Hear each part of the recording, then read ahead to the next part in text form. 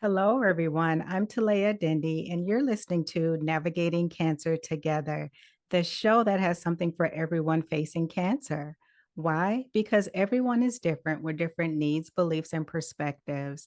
Thank you for joining us for this episode. I encourage you to open your minds and your hearts. Navigating Cancer Together is everywhere. Make sure to subscribe and follow the show to stay updated on our latest episodes. Listen on Spotify, Apple Podcasts, YouTube, or your preferred podcast app or platform. Okay, let's get to it. Today, our very special guest is Katrece Nolen. Katrece is an AI consultant, speaker, and 11-year stage 3 inflammatory breast cancer survivor. She empowers cancer patients, survivors, and caregivers to navigate their journeys with confidence, leveraging her new AI consulting certification to simplify cancer care. Boy, that's definitely needed. As an author of I've Been Diagnosed, Now What? And a seasoned advocate for health equity, Katrece brings expertise in AI driven healthcare solutions and self advocacy. Through her speaking engagements, Katrece inspires audiences to take control of their health, transforming their challenges into sources of strength and resilience while making cancer care more accessible and personalized. Katrece joins us today to share her cancer story and why advocacy and AI tools are important pieces of the journey. Katrece, thank you so much for joining us today and welcome. Well, thank you for having me, Talaya. I'm excited about the conversation. I am too. I love the wonderful work that you are doing. Before we really dive into the topic of cancer, AI, all those things, let's do people first. So, how are you feeling today? I'm feeling great. It's the fall and it's football season. My baby boy is a football player. I'm doing great in life. I'm doing great health-wise and just loving being in the moment. Wonderful. I love to hear that, Katrece, and I'm happy for you that everything is going really well right now. That's a blessing. Absolutely, it is. It is. So let's learn a little bit more about who Katrece Nolen is. Please share a memorable childhood experience that shaped who you are today. Memorable childhood experiences. Let me think. Let me think. So many. I have to narrow it down. Hmm. Well, the one thing I'll share with people, they always have those things at work and other places where they say, okay, what's one thing people don't know about you? And I'll often share that one thing that people don't know is that I am actually a state track champion in high school in the mile relay. And I share that story because I was just talking to my husband not too long ago about how I'm so impressed with some of the youth these days who are so dedicated to their sports and their craft. Because I know when I was training in high school, I hated training, I hated practice. But what I learned, a huge lesson I learned, is that practice gets you to the point where you can actually have a chance to actually excel and in some cases won the state track championship. So all the grief I put my coach through was funny. And I think about that because my coach actually emailed me earlier this week because he's profiling people from our public school district. And so it's just so funny that you asked it a question about a memory when coach just contacted me earlier this week, and he actually is now the superintendent of our school system. So I just appreciate coaches, right? So life lesson coaches are important, not even athletics, but in other areas of your life, but also that pain that you go through, those tough times, those challenges as an athlete and the training, the pain that it ultimately sometimes will lead to, if not a recognition by others, recognition of self that yes, you could do it, you can improve. Wonderful. Thank you for sharing that very special story and so much wrapped up in it. Patience, getting support, seeking support, mentors, coaches, and Even the tough things that we go through in life, at the time, they're not fun at all. But eventually, if we get through them, there's usually something better on the other side, whether it's a lesson or being able to share something with other people to help them. So, thank you for sharing a little bit more about your childhood experiences and who you are, Catrice. Thank you. You're So welcome. let's Thank you. So let's talk now about you and cancer. You've been a survivor of stage 3 inflammatory breast cancer for over 11 years. Can you share with us how your diagnosis and treatment journey impacted you personally and how it led you to become the advocate for cancer patients and survivors that you are today? So, how it impacted me personally. So, I was having symptoms. I was only 38 years old at the time. I actually had just about to celebrate my 39th birthday, or 38, 39th. It all runs together when you get in your 40s. And I was actually playing with our son on the floor. I looked down and I just so happened to look down and inside my shirt, and it seemed like one breast seemed slightly larger than the other. Looked at my husband and I was like, hey, do you see a difference? No, he didn't see a difference. I didn't think anything of it. But later that night, standing in front of the mirror, and I can tell definitely there's a difference. I didn't even have to ask him, but I did ask him for affirmation. Like, do you notice a difference? And he at the time said, yes, I definitely see a difference. And that was just in the course of a few hours, right? So that next morning, called my family physician, tried to schedule an appointment. She was not there. She was actually out the opposite day. And they asked me, thankfully, hey, would you like to wait and schedule when she's there or, meet with another doctor? And I said, you know what? This is weird. I've never experienced this before. I think I need to see someone today. So go in and see this brand new doctor I've never met. Hi, hello. I got this issue on my breast. I think we need to check it out. Did a self exam just like I did. And he's like, I don't notice any lumps. It does feel warm to the touch. Yes, it is slightly more swollen than the other. And I asked if I wanted to get a mammogram. He's like, I think it might be, and perhaps mastitis, which is what it's commonly misdiagnosed as. People think like it's warm to touch, it's swollen. It might be clogged milk ducts. It had been over 3 years since I had nursed. So he's like, that was quite odd, but you know what? We won't rule it out. And if so, here's the antibiotic. But just in case, let's put you in for the mammogram. So I actually got in rather quickly for the mammogram. I think it was the very next day, and had my very first mammogram, right, at the age of 38. And I had a swollen breast, and that was my first experience with mammogram. Quite painful. Mhm. And they did check it out. I waited. They came back. I said, okay, we don't notice anything other than, maybe slightly dense. Yes, it's swollen, but we don't see any masses. So I was good. But a couple weeks fast forward, I was in my same bathroom, looking at myself, buttoning up my shirt, and I had swollen to the point that I couldn't button my shirt. I couldn't button my shirt. So this panic sort of set in. But then I remember the doctor saying, you know what, mastitis is not a normal symptom. Even if it comes back clear for your other appointment with the mammogram, here is a phone number to a local breast surgeon who I think you ought to consider being monitored by. So I did go in and I called to schedule an appointment. And when I called the scheduled appointment, they were like, oh, well, she's not available for a couple months. Hmm. I was like, did you hear what I just described? What's happening to me? I can't button my shirt. Do you understand? My breasts are swollen. My left breast is swollen. I can't button my shirt.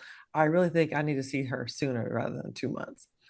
Well, you're a new patient, so we can't see you for a couple of months. There's not availability for new patients. So there's this pause in the conversation. And I was like, okay, thinking, on the fly, what am I going to do? And what I decided to do was press even further. And I said, you know what? Is there another doctor at your practice that can see me? Oh, yes, there's somebody available this week. And I thought to myself, I've just described Why that didn't I you have a recommend swirl. that? Exactly. I was like, are you kidding me? But, I was calm, cool, and collected, definitely irritated. And I took that appointment for that Thursday. I go in for the appointment. I had my mammogram on a CD. I brought it as required. I turned it in. I sat down. End of the day, no one else in the practice. They called me back up to the receptionist desk I said, Miss Nolen, do you have your mammogram film? It's like, oh yeah, he's on the CD. Oh no, man, we need the actual physical film. It's like, no, I don't have the film. I got the CD. Oh, well, ma'am, if you don't have the film, we're going to have to reschedule your appointment. Oh, wow. What's the difference? I was like, wait, what? Are you kidding me? Like, what are you talking about? She explained, well, the doctor, it's a requirement. So it's like, okay, can I talk to the office manager? I was like, just turn it to a consultation. Do whatever you need to do, but I need to see the doctor today. So the office manager comes out. We go back to the office manager's desk, and I explain again, I need to be seen. I'm having these symptoms.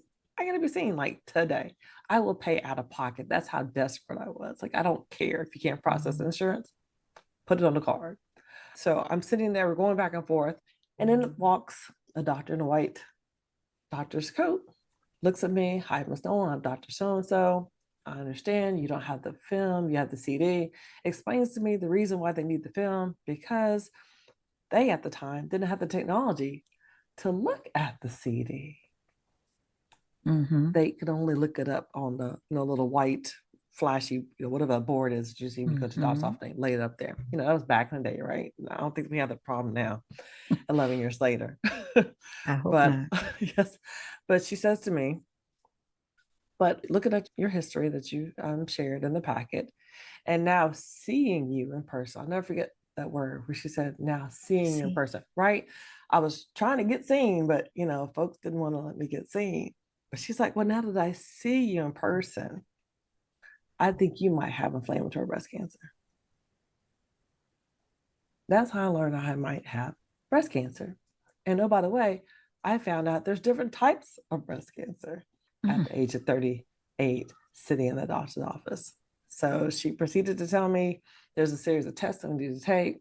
Well, let's get those testing done. Let's go in the next day for a skin biopsy, and I will give you the results. I'll have them speeded up and share that with you on Monday. So sure enough, I came in the next day. They got me in quickly, had the skin biopsy, and got the call on a Monday afternoon around 2 o'clock telling me that, yes, there is a presence of cancer in the biopsy. And so we need you to come in for further testing.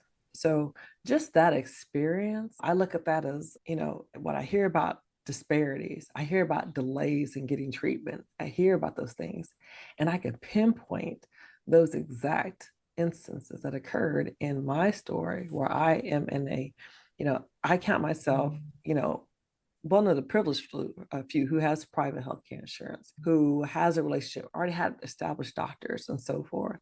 But even I still had challenges getting past the gatekeepers, is what I call them, just to even be seen. And so that experience kind of warmed me up from the very beginning of the fact that no, you cannot stop being an advocate. It started from the beginning, and I knew it had to continue throughout.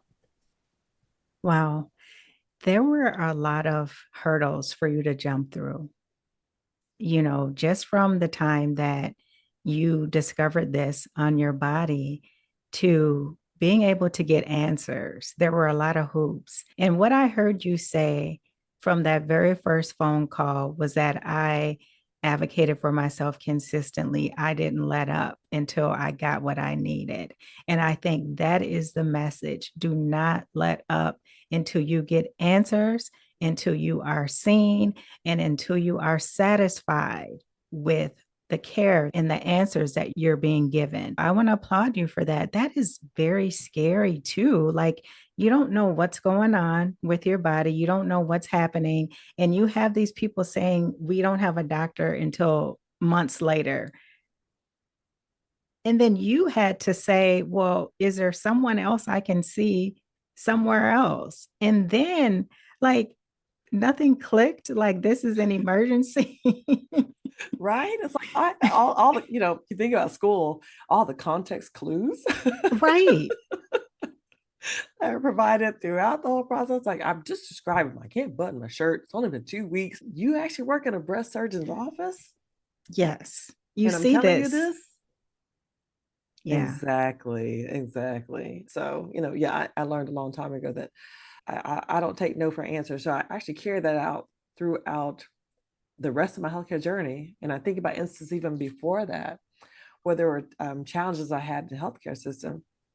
And so from that, now, even with my own family members, my kids, my husband, like, I coach them up on, what you need to say in the appointment, how you need to be prepared for your appointment. If someone says something that, you don't like, how do you handle that? How do you address that in a professional manner that, they take you in all seriousness as opposed to, just kind of like waving it off, the comments that you have. And then what is acceptable in terms of even wait times. And then when it's reached an unacceptable wait time, how you escalate and how you professionally have a conversation with that team. It is a business. Yes, it's medical care, it's healthcare, but it is a business. And in certain businesses, there's a level of customer service that's expected. And it's unfortunate that I think the customer service piece, in fact, hinders some of the healthcare that's expected and that should be provided in many instances. And I think that's where sometimes some of the disparities lie, right? If you have poor customer service and there's biases in, say, a restaurant setting, you just change it to a healthcare setting and it's just all the more worse, the impact, right? Food vice healthcare. Yeah, same, perhaps sometimes poor service, but the results are devastating in the healthcare setting. Yeah, food versus life really is it's just insane that these things are still happening. And I want to point out to the audience, if you didn't catch Katrece's bio, she's a very well-educated woman. So this happened to her as well. I just want people to understand it doesn't matter, how many degrees you have, where you work, all these things. It's happening to so many people, especially in the Black and Brown communities where people are losing their lives. We are doing this episode in honor of Breast Cancer Awareness Month. So please listen to what Katrece has to share. It's very important. Katrece, share with us a couple of things about when you received this information. When you finally got the diagnosis, what went through your mind? So when I got the diagnosis, what went through my mind was, one, I don't know what this is, but the way she said it, it was like, I've never heard about this before. And the fact that I never heard about it before, that was scary. It's like inflammatory breast cancer. Like, okay, I hear breast cancer. I hear it all the time. I hear people like, getting healed from it. But she said inflammatory. I'm like, whoa, like, what is that? So, like many of us, I turned to Dr. Google. Yeah. As soon as I got out in that parking lot and I went to the grocery store parking lot, and I actually talked about this in my book, went to the grocery store parking lot and I looked it up. And the first thing I saw were the survival rates, right? So I saw one that it starts at stage 3. And I also saw that, after 5 years, it had like a 30% chance of survival. And so I'm sitting in a grocery store parking lot because I was getting ready to go home and go cook dinner for the family. So you juxtapose, I've just got this diagnosis, but I'm still a mommy, I'm still a wife, and I'm still thinking like I gotta go on with life, but at the same time, like, whoa, how many more meals am I gonna cook? Those are the things that were kind of flowing through my mind. How much longer do I have for my kids? Oh, by the way, my kids, like as I'm going through the process, I felt like this, it was like this attitude of how could I do this to them? It was this guilt. How could I put my kids through this? I can't imagine being a 6th grader, a 3rd grader, or a 3-year-old. That's And young. yes, How did they respond? that's how old our kids were. So after we got the diagnosis, waiting that weekend, I heard that on a Monday. I think we either told our kids, we told our kids the very next day. We didn't know all the details, but we knew that, kids, right? They observe a whole lot of things. And so I Smart. know, so I know that previous weekend, I know they could see mommy's eyes that are red because I've been crying, like thinking, man, looking up the symptoms, what she thought is probably what it is, just waiting for the confirmation. And, kids feel those things. And so we wanted to be transparent. We didn't want to hide anything because it, in my mind, it just felt like hiding would just make it even worse. It just make it even more difficult to navigate this thing. And because we had such young kids, we knew that we were going to have help. And we had to explain to them, here's what we just found out. We actually had a family meeting in the family room, and 3-year-old, sitting in my lap, two girls, my husband, oh, has opened it up. Hey, you guys, this was happening. Here's what's going on. The two girls, they had heard about cancer or breast cancer before because at their daycare during Breast Cancer Awareness Month, they actually had a director of their center whose mother had gone through it. And so they would do special art projects and things like that for local cancer centers. And so they kind of had an idea what it was. Obviously, the sixth grader was the one who's kind of more adept of, okay, this is Mhm. not good. Yeah. And so it was actually just putting it out there, I think was so helpful. Even our youngest, although he was 3 at the time, he didn't understand much of anything. He just felt like, oh, everyone's coming to visit. This is so much fun. And we tried to Yeah. make it Yeah. so it wasn't such a drag on us. So we tried to have experiences throughout. I can go to the beach, but I can't get in the water because I'm undergoing chemo. And so it was okay, we'll go play with mommy under the tent. And then the rest of the family's there playing with the kids in the water so that they can still feel like they're having a summer vacation that summer in between chemo treatments, things like that. But it was definitely a challenge navigating. But I will say, because I was thinking about our kids, it was actually because we shared with them. I went to their respective schools and Mm. had a conversation with the principals, the dean, daycare director, letting them know here's what's going on. So if you Yes. see anything that's happening with our kids, if they're struggling, you need to let us know so that we can get them adequate support. And it was actually the dean at my daughter's middle school who shared that she also was a breast cancer survivor and also shared that, hey, there's another mom who had that same diagnosis. I was like, are you kidding me? So, inflammatory breast cancer, for those who don't know, is the most aggressive form of breast cancer. It starts at stage 3, not 1 or 2, it starts at 3. And it's so aggressive and fast moving that many, because of them not getting in to be seen in time, rapidly progress to stage 4. But it's also rare in the fact that maybe less than 6% of those who are diagnosed with breast cancer actually are diagnosed with inflammatory breast cancer, or in short form IBC. So when she told me that there was another mom at the same school who had had the same diagnosis within the past couple of years, I was like, whoa, what? Like, I didn't think I would even meet anybody else Mm. with the same type of diagnosis. And so she actually connected with us.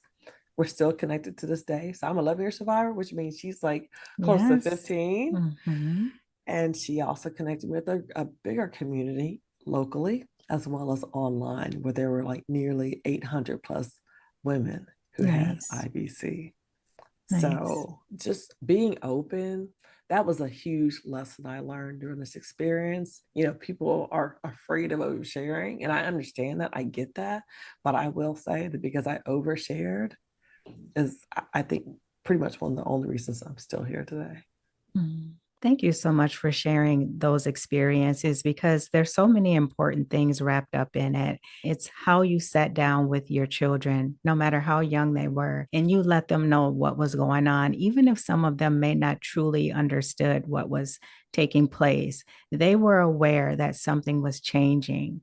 And I also liked how you went to the schools and you talked to the principals, the deans, and you said, hey, this is what's going on with me. So if you see a change in my children, this is why. So making sure they got support, you created that awareness so that they could get what they needed even before things really started to get heavy.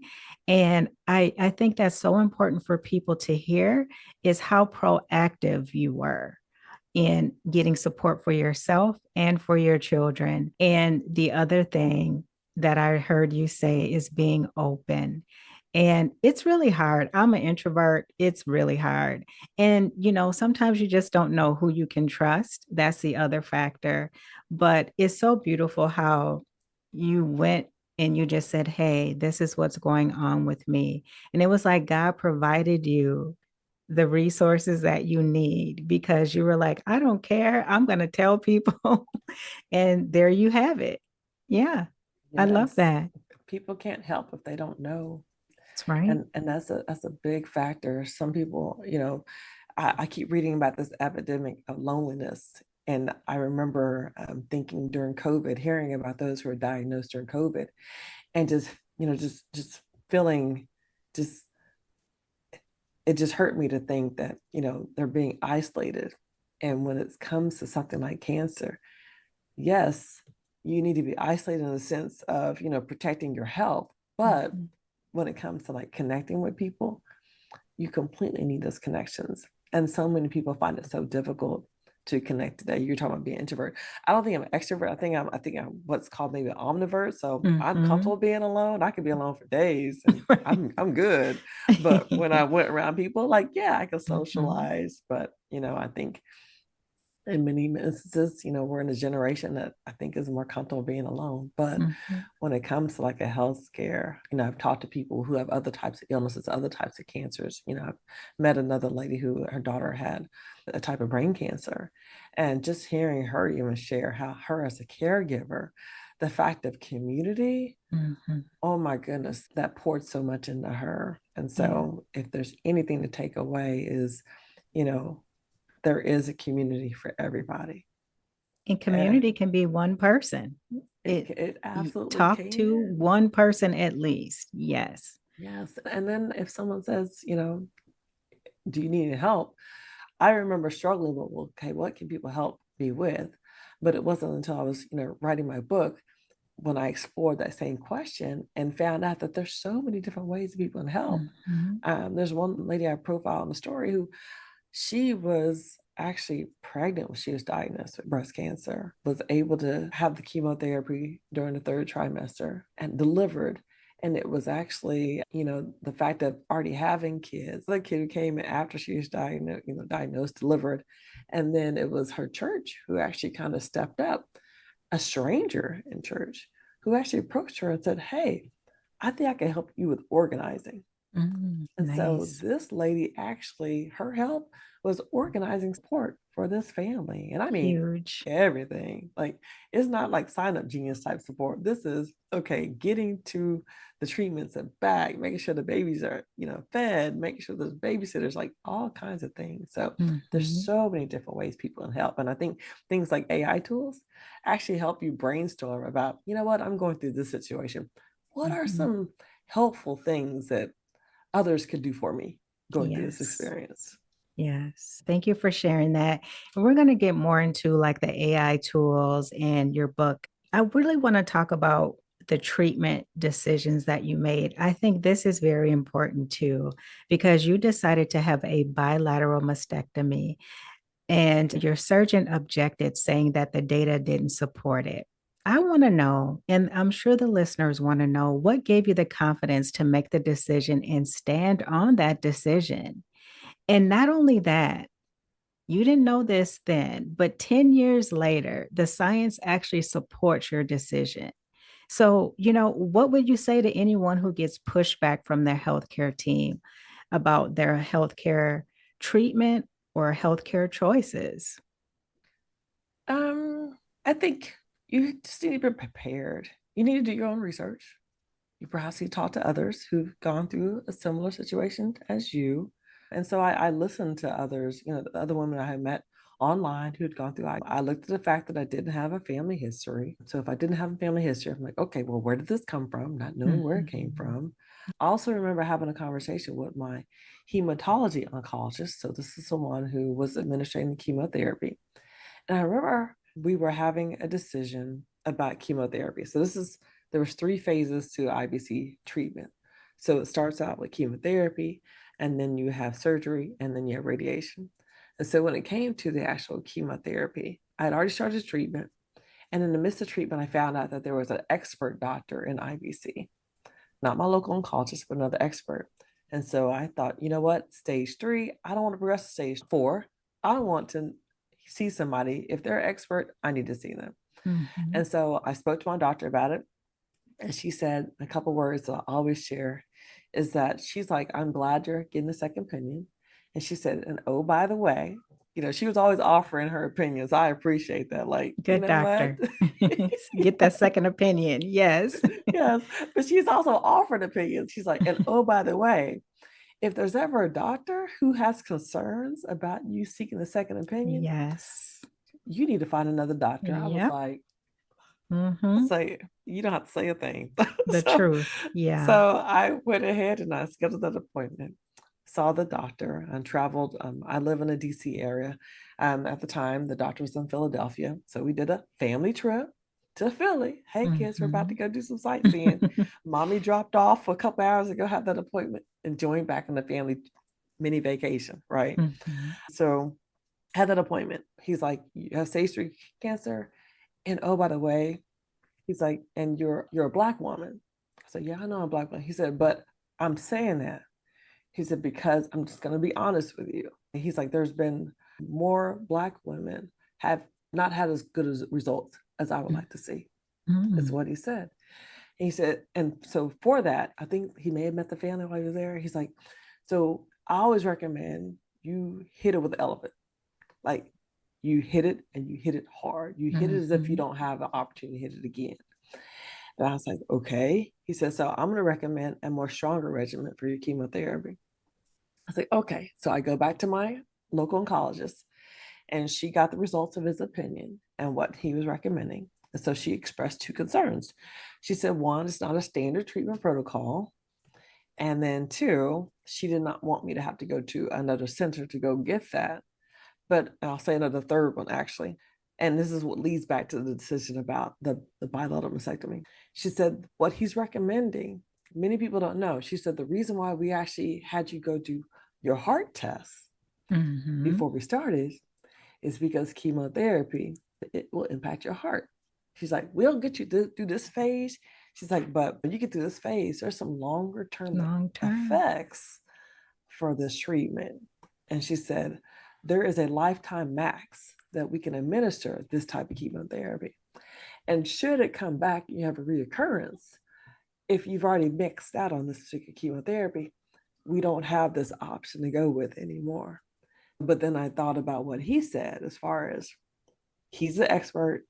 He's like, I know you got to hit it hard the first time. Mm-hmm. And so, with that in my mind, not knowing one, why I got IBC, not having family history, and knowing that I had reached pretty close to my lifetime max this type of cancer, in my mind, it was, well, I don't know why I got it in this breast. I don't need it to have a chance to have it in the second breast because if I do get a second breast, I don't have that same treatment option available to me for the Mm-hmm. second time around. Hence why I said, you know what? We're going to go hard. And oh, by the way, when it came time for a decision on the surgery, let's go ahead and remove both. Katrece, I want you to pause right there because there's something really important about how you gathered information, you compared notes, and you went through and you thought about what was best for you and your quality of life.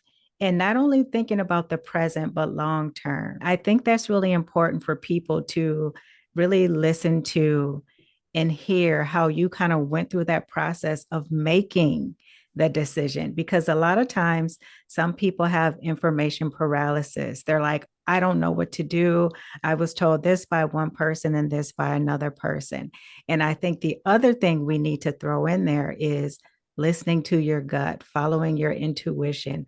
What does it say inside that you should do? So please proceed. Sorry, I just wanted to point that Oh, out. I love those. I mean, those are truly nuggets that people need to understand. So, with that information, when I sat down and I can recall having a conversation, the doctor sitting in front of me, this is a surgeon. So, fast forward, finished chemo. Now it's time for surgery. My doctor original plan was I finish chemotherapy and I have about 8 weeks and I have surgery. So, okay, I got this 8 week period. I don't know all the science behind it, but in summation, my understanding was okay, you got to get some of that chemo out your body, get your body healed so you can be Mhm. strong enough to have surgery. So that was what was in my mind. I'm sure there's some scientific reason, but that was my takeaway. Mhm. So at the same time, that same period, my husband and I, we were celebrating our plan to celebrate our 15th wedding anniversary. At the time, I think it was 4. I think it was going to be the 5 or 6. She's like, I know this is not standard. She's like, but I think we need to go ahead and have that surgery because in the case of IBC, the chemotherapy will shrink the tumor as much as possible. And then it'll follow up with what is called a modified radical mastectomy. So it doesn't leave skin. one of the other IBC advocates who leads the IBC network. I love her description. She's like, you know how in the military, they make up the beds and then they have the sheet. And what they'll do is they'll bounce a quarter off of it Yeah. and see if it Yes. pops back up. Mm-hmm. She's like, basically, the surgery needs to leave your chest as flat as a sheet on the bed. Mm-hmm. And it's critical because they're trying this in IBC, it's invaded not only breast tissue, but it's also invaded the skin of the breast. And they need to ensure that they have gotten everything as much as possible. And so they shrink that to try it and then remove the rest with surgery and then follow radiation to get those things that just are so minuscule, you just can't see it. Mm-hmm. But when I got that call, follow up the same, morning, that call to the breast surgeon's office saying, I need to see you as soon as I get back, which is going to be a couple of days. And can we go ahead and schedule? And so it was sitting down in that office across from him, having that discussion about, is it going to be one or two? He was only talking about the one. And I was Mm-hmm. like, oh, by the way, Let's you're do going to be this. doing two. And he was like, what do you mean two? I was like, no, I want a bilateral. I want both. Well, I don't recommend both. I think we just need to get to this one. No, we just need to be done. Who Like, wants to do this again? no, I'm not coming back. I was like, gonna be done. Well, we don't recommend it. And I was like, but there's a chance to come out. But it's so minuscule. But you didn't say that it was never coming back. You just said it was so minuscule. And Yes. because you didn't say never, we never want to have this happen again. So it's okay. Looking back, hindsight being 2020, I certainly accept my decision for the bilateral. But I think I did have a element of the emotion of it, because in my mind it was like, just get the cancer out. Mm-hmm. Let's hurry up. Let's go. Like get it Yeah. out of I want to get it get out of this my over body. with. Oh hell. Mm-hmm. What I didn't think about until later, when it came time for reconstruction years later, is, well, it could have been a chance where instead of having the modified radical for both, I could have just done radical mastectomy on the one side and then leave the other side, perhaps skin sparing with some types of implants or something like that. But Okay. so that's like the only thing, looking back now, like, okay, I wish I had thought that piece more through, but Mm-hmm. it's okay. You I'm don't still know what here you don't 11 years. know. That's right. I'm still here Mm-hmm. 11 years later. It was a great decision. So it was just me talk to him. He was sharing his objections. I was sharing my reasons for why. And so he finally was like, okay, I understand it. That's what you like to do. He's like, we will proceed down that path. I was like, Mm-hmm. okay, we're good to go then. Okay. And he's still my doctor to this day. So we have a Wonderful. really good relationship. Wonderful. What I hear is collaboration and listening to the patient and actually honoring what their decision is, but also providing information about, this could happen. It's not a good idea. Here's why. And having a discussion, not a, this is what you're going to do. The other thing I want to draw out of what you've shared is the fact that a lot of the things that you had for treatment were outside standards of care. And that's very important for the listeners to hear too. Yes, of course, there's standard of care, but don't be afraid to see what's beyond that. Don't be afraid to learn and ask questions and go beyond that. Because, like Katrece, you might find something that works better for you. And what she chose to do is worked better for her, although it wasn't the standard of care. So, just wanted to point that out too. I think that's so important because a lot of times that's where your healthcare team starts with the standard of care, the things they have all the data for. But it doesn't hurt to ask additional questions that may be specific to you in your situation. Absolutely. A standard Yeah. of care, in my mind, is the minimal amount of care. Mm-hmm. It's the starting point. Mm-hmm. And so my doctors know I have high expectations. And I always say to others, you need to have high expectations of your healthcare team. And in my instance and others, it's about challenging them. It's like, hey, just like in our regular work environment, we're challenged, we're expected to excel, to improve. Mm-hmm. In the same vein, yes, this is the standard of care, but you are caring for me. And so because you're caring for me, I need you to go beyond the standard and now actually look and see, like for me specifically, What else? What else? Mm-hmm. Right. And then, Yeah. oh, by the way, I don't expect you to just be doing the research alone. I expect you to be referring to a team. Do you have a team of Mm-hmm. other practitioners? Who do you have to go ask questions? And in many instances, so funny. A lot of at least my local oncologist, she kind of knew coming in either with me or had to follow up pieces of paper that would explain certain decisions or explain, this and that, Mm-hmm. or she'd have to write it out with some notes, draw something. I don't know, but we were going to be in that appointment for a while. I made a joke not too long ago. I felt for the people who had appointments after me because, Mm-hmm. Katrece and her doctor, they were going to be there for a while. Mm-hmm. Got to get those answers. Yeah. Got to get those answers. Let's shift now, Katrece, to purpose. At this point in your life, after everything you've been through so far, what does purpose mean to you? And what superpower do you possess to help you fulfill your purpose? Purpose to me is sharing your gifts with the world. I think it's sharing your gifts. It's kind of what it's at age 49. That's what purpose is that I've learned up to this point. My superpower is researching information. I Mhm. just kind of learned along the way that, what I thought is like, oh, well, this is normal. Go search here, go find there. My husband, my family, they just kind of be like, okay, so I know you don't have the answer, but how should we ask this question? Or how should we search for this information? Or, let me just ask her real quick because she may not have the answer, but she can find it. So I think I'm a good finder of information. Information is key. I am a consumer of knowledge. Mhm. I like to know. I feel like the information that you learn can improve your life and it can improve others. Yeah. And I think sometimes, we're in this generation of devices, things like that. It can be hurtful and it can be harmful. Harmful in the fact that, some people don't want to read much. Yeah. Um, Or but it's write all, cursive. yes, well, some schools don't even Teach teach it it anymore. anymore. Yeah. Yes, yes. Don't get me started on that conversation about cursive writing. My kid learned, my youngest learned cursive in preschool. We transferred him to public school and he got in trouble for writing cursive. Oh, wow. Right? Like, yeah. Okay, Like, we won't okay, go any further. Okay. we don't do cursive. What?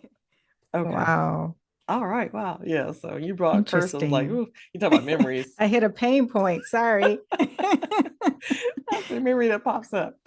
But I just think it's helpful in that it gives us more access to information. But I think from like a generation like short clips, right? Hmm. So we don't want to read the 10-page research that's tied to if you're a person of color and you get diagnosed with cancer, here are the top 3 things that could help you navigate. Like there's Hmm. research about those types of things. Like I didn't know, obviously, before you have cancer, I'm not researching cancer. But Hmm. unfortunately, most people, when they are diagnosed with cancer, obviously they were not following anything related to cancer. Right. But now that they're diagnosed with it, now the challenge is how do you consume all the wealth of worldwide information related to your cancer And the in enough credible. Yes. in enough time to make a decision that you need about the rest of your life? Like it is Hmm. so scary, right? About what information you do and don't have access to make decisions. So I really appreciate that question earlier about how you decide to make these different treatment decisions. It really was asking others who've been through it because them having a history can rapidly increase the amount of knowledge you can require so quickly. The pitfalls, things to avoid, other things you should be asking questions of, and then also being able to interpret the information. I think Hmm. that's a challenge. Like you go read some of these scientific research, and I think the information is valuable, but the information is presented in such a way that you don't know what the heck they're talking about. Like, okay, let me go read the summary. You need your medical dictionary out next to it. I mean, literally, that's what I did. Yeah. And that's what I've heard others. And I remember talking to another lady who was diagnosed with triple negative breast cancer. And she's a friend from college. So we both were engineering, but she was chemical engineering. And so she really knew what she was reading. And I was like, well, I didn't know what I was reading, when it came to chemical stuff. Like, but if it was process related, I knew what that meant. But if it was chemical, and she was expressing She'd gone through it. She's like a 5-year survivor now. She was just like, Katrece, the fact that the information is not in a way that we understand, she's like, there's Yeah. so much good information that is so helpful that can actually help us survive this thing, we as patients, and help us make decisions. But it's not going to be explained. It's going to be in those written forms, but how it's presented is just Mhm. sometimes a detriment because of our inability to understand or even acquire the information you need. Yeah, so true. And that's where AI comes in. You're involved in using AI to personalize cancer care. Can you explain how AI tools can help patients with information digestion, understanding those big words, helping them to understand the information, manage their care more effectively? And what are the future possibilities that you see in AI driven healthcare? So we were just talking about information. And when it comes to someone trying to navigate a cancer treatment, there's information overload, but that information is so critical to your care. And you were saying, well, how'd you make the decision about the bilateral mastectomy? And it was based upon my own hunch. But now, 10 plus years later, there's studies showing that decision was now supported by science or research. But that information, you and I have seen because we're in the space, but those who are not in the space, they don't know where to begin. Yeah. And that's where AI is, I believe, such a helpful tool because you can actually take perhaps a study that was just released or even ask the AI, okay, based on this type of cancer, tell me the 5 latest studies or the 10 latest studies related to this.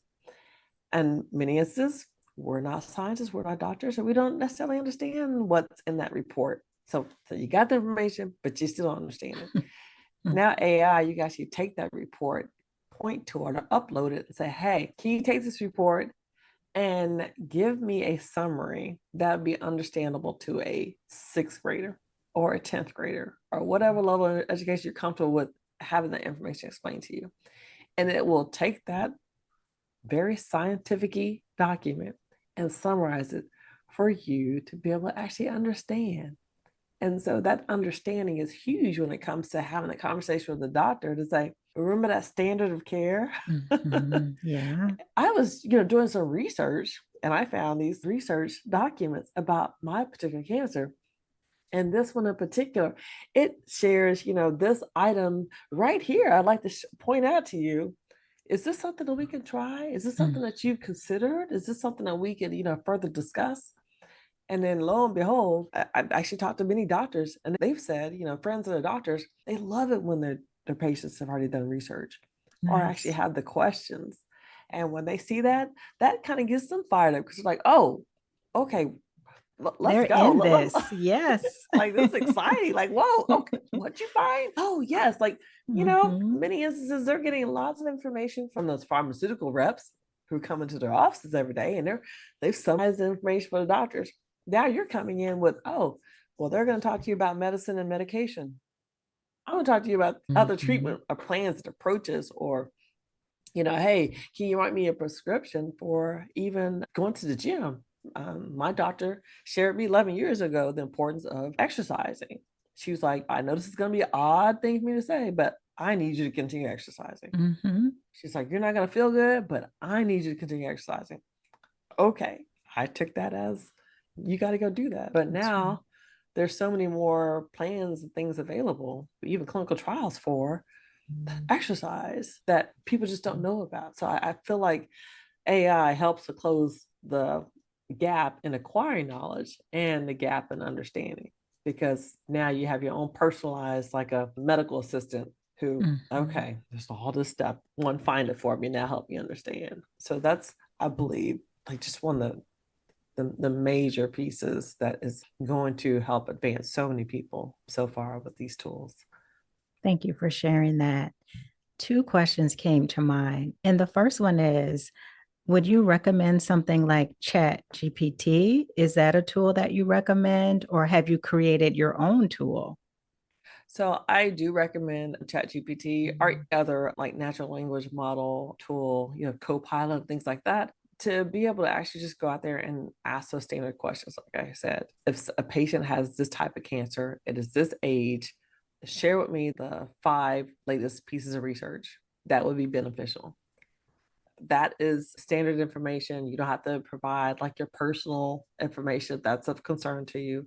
But the more information you feed it in terms of your own personal situation, obviously you get more personalized feedback of perhaps there's questions specific to your care that you want to ask your doctor.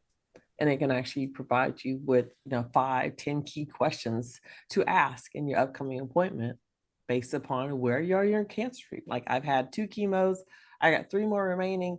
What are some questions I ought to be asking at this point? Or these types of test results came back. What are some questions I need to concern myself or ask about these test results? And it starts to, get you more and more in tune with advocating for yourself. It helps you train yourself in asking questions, because that's where it starts. Is you got to know what you don't know so you can ask your doctors. They can tell you what you should know and then be able to proceed from there. So true. You mentioned clinical trials, and I found that there are people who are interested in clinical trials, but their healthcare provider, their oncologist, doesn't even mention clinical trials. They don't know where to go to even start to look for and learn about clinical trials that may be applicable to their situation. How can one use AI tools to learn about clinical trials that are available? So, depending on the type of tool you access, right, there are certain tools that are AI for like medicine, like medical related, but there are also just general tools out there for, say, clinical trials. And so you can actually just start with just some standard questions of, okay, what are some platforms or tools that I can use to search for clinical trials? Then you can actually add a modifier on top of that to say, okay, now add search for clinical trials for this specific type of cancer. And then it can actually provide back to you, maybe not the clinical trials, but the tools that you can actually use to do the search. Let's say you actually wanted a specific clinical trial, then you can actually ask, like, are there clinical trials available? Now, depending on whether or not the tool has access to those different sites and systems, Yeah. that is going to be the basis for the type of information going to be returned to you. So you don't take it as the gospel, but you take it as a tool to start your research. Like back in the day, right, when we were in middle school and high school learning about the library system, Mm-hmm. you were told, okay, if you're looking for this type of information, you go to that That stack of section. books. Yeah. If you think of this, you go for that. So just think of the AI tool as just a library of the internet, a library of libraries, because now different libraries are also connected to it. That actually provides the context clues to get to the information you need much more quickly than what you Mhm. had in the past. Yeah, very true. And I personally like AI. I mean, you don't let it speak for you, but as you mentioned, you use it as like a tool, a guide to start the exploration, whatever it is you're trying to learn about. I think that you just have to try it out and see.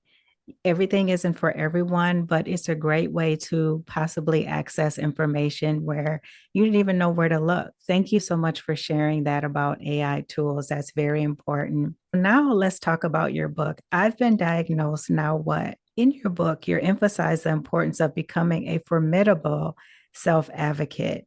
What advice would you give cancer patients about navigating their care and building a strong support system? You kind of touched on the support system, advocating for themselves. What else do you recommend, or what else can readers draw from your book? I think the biggest message, you were talking about the earlier conversation, is the openness. I know it's hard. I mean, it's a hard, tough situation you're going through when you've been diagnosed with cancer. And you feel vulnerable, you feel scared, you feel hurt. Like, there's tons of emotions that are going through your system. But the thing is, you don't have to go through those emotions alone. And most cancer centers offer a support group, they offer navigators, they offer so many like supportive elements. Try, at least start with one. Try one. Like, if you start with one, try it, and then go to the next thing that they offer. That's how you actually kind of just start getting out of your comfort zone. You find out that there's more people going through this than you. I know it feels like alone, a lonely time. You feel like it's only me. Why me? I know at the time I was 38. Like, why me? And oh my goodness, I'm not even 40. Like, Mhm. what is going on? And there's no one else at the time that I felt like I could talk to who was a mom, a wife in her 30s. But because I went to a support group, I found another mom also in her 30s that was going through a similar type of challenge. And we got to be really close friends. I found another mom because I went to church and, it was no hiding. I had no hair. So I had a scarf on the time and was going to like a early morning prayer. And I happened to be holding hands with another guy, as a white guy in the circle. And we were talking at the end, never met him before. He's like, oh my God. He's like, I wish my wife would meet you.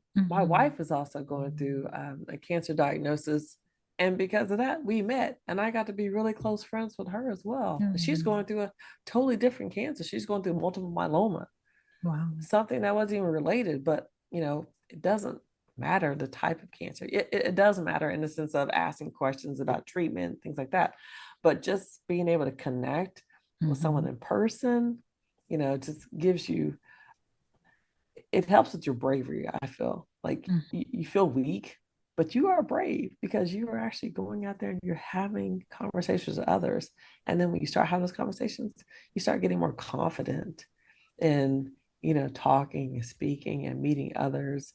And yeah, it's okay. Yes, you're going through this, but if you go through it with someone else, it makes it that much more smoother. It's still going to be bumps, but it makes for a few less bumps on the road because now you have someone that can kind of help hold down the suspension so you're not like bumping over those bumps as hard as you would have been before.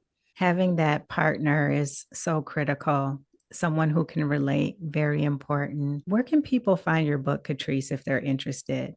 They can find my book on Amazon. So you can just do a quick search for I've Been Diagnosed Now What and look for my name. There's multiple copies available on that Amazon Prime. I think like half the US are like addicts now after COVID to like, Yeah. what can I buy today? Hmm. Yes, it's too convenient. It Yes. is. You touched on this a little bit earlier in our conversation, about disparities, health inequities. Is there anything else that you would like to add to that? For example, how do you see these issues intersecting? What can be done to improve cancer care access for marginalized communities? So, what I am excited about is that I was recently featured in there's an organization called the American Association for Cancer Research.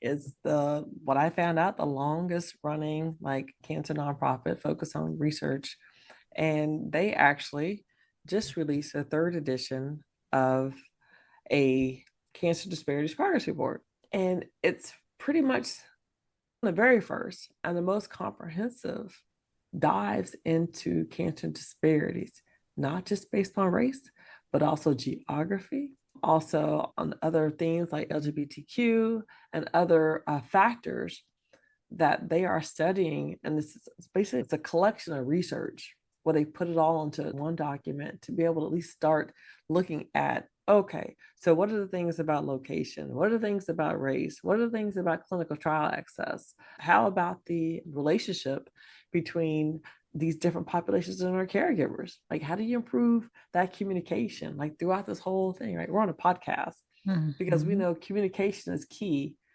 and it's helping others who are listening be able to go back into those doctor's offices and now be so much more empowered to have that conversation so that hopefully you as a patient can do your part to help that doctor reduce the chances of a disparity coming your way because of some unforeseen or foreseen circumstances. So I was so pleased to be recently featured in that report. And so when we talked about earlier about information being in a format that's actually understandable, that was something that when I first heard about the report in its second release, that I was just so excited and so glad for. So to be asked to be featured in this third edition, I was just so elated. And when I look at the book and I check out the different chapters, and there's, of course, this glossary in the back that tells you, like, okay, yes, they summarized it, right? We were talking about AI and summarizing. Well, they had Mhm. a whole research team that did that. But now you can actually take and go point to specific research that they show that backs a recommendation that they've listed, and then go and deep dive even more so for perhaps your own personal health to see, okay, that's the challenge I'm facing. They've identified these 4 or 5 research papers related to Mhm. this to come to this recommendation. Now let me go look at that specific research, and now let's go plug it back in an AI tool and go find Yes. out, well, how does that specifically help me? Prepare me for this next appointment based upon this information. Wonderful. I really like how you tied all that together. And congratulations on your feature. That's amazing. Thank you. What does surviving cancer mean to you? What is one word that you would use to describe it and why? So my one word would be resilience. I think resilience, and think of that word because essentially, no matter what you're faced with, the ability to push through, to me, that's the resilience you're looking for. Like, don't give up. Just don't give up. You don't have to do it alone either. Mm-hmm. Resilience actually can come in the form of just speaking out, speaking up. Resilience is taking what the doctor said and saying, you know what? I don't understand what you're talking about. I Mm-hmm. don't understand what you explain it to me in a different way, and explain it to me in a way that I understand. Okay, we're not getting connected. Can you show me where I can find the research Yeah. that explains to me what you were just saying? So now I can go perhaps go deep dive and maybe help make it make sense to my own self. So resilience comes in many forms, but that's just in the simplest form. Resilience to me of like, just don't take no, or don't take not knowing. Yeah. I love that word. That's one of my favorite words. And I think you summed it up nicely, resilience. What does Breast Cancer Awareness Month mean to you?